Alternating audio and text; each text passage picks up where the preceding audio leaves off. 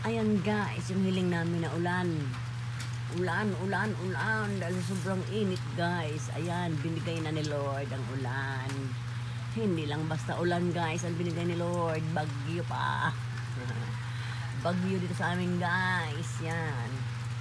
Pero, hindi naman malakas sa bagyo. Ayan. Sana nga, hindi na lumakas. Tama na yung ulan na ganyan guys. Huwag sanang lumakas yung bagyo. Bagyo kami guys, signal number 1. Kaya walang biyahe ang aming mga ferry boat. Ayan, standby lahat ang aming hanap buhay.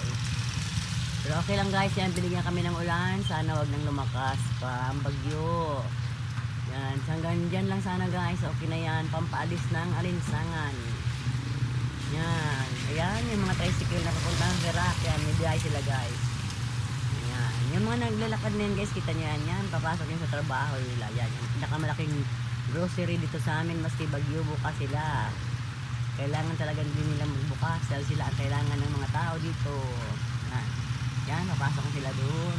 Yun naman yung tricycle na yan, napunta na sila ng Verac. Kaya nakakuha ng pasahero, papunta ng Verac. Yan.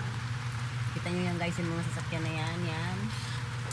Yan yung mga stranded dito guys, hindi nakasakay sa ferry boat kapon kasi nga alas 12 pa lang ng tanghali nag-declare na ng signal number 1 ang Catanduanes, kaya hindi na pinapayagan ng Coast Guard na lumayag. Ayan, kaya ayan, stranded sila sa loob guys ng port. Marami pa doon mga sasakyan ng mga ganyan. Ayan, mayroong van, ayan, may nagbiyahe galing Pandan napuntang Verac. Yan yung van na yan. Galing yan doon. Okay lang yan guys, dito lang naman yung mga pasahero na yan, yung mga sakay na yan, dito lang yung naglibot-libot lang yan sa ano guys, Catanduanes. Ang aming tindahan, yan, sarado, walang customer kasi nga walang biyahe. Yan, umaasa lang naman kami sa mga pasaherong namimili. Kaya sarado ang aming store. Okay rin, pahinga-pahinga din. So sana guys, wag nang lumakas yung bagyo. Tama na yan ganyang ulan na binigay ni Lord. Yan, satisfied na kami dyan. Ano yun? Hindi ka pagkaray, timpla? Titimplahin ka? Na ilan? Wala. Ayan, may nagtimpla ng kape guys. Tulog ko yung kasama ko.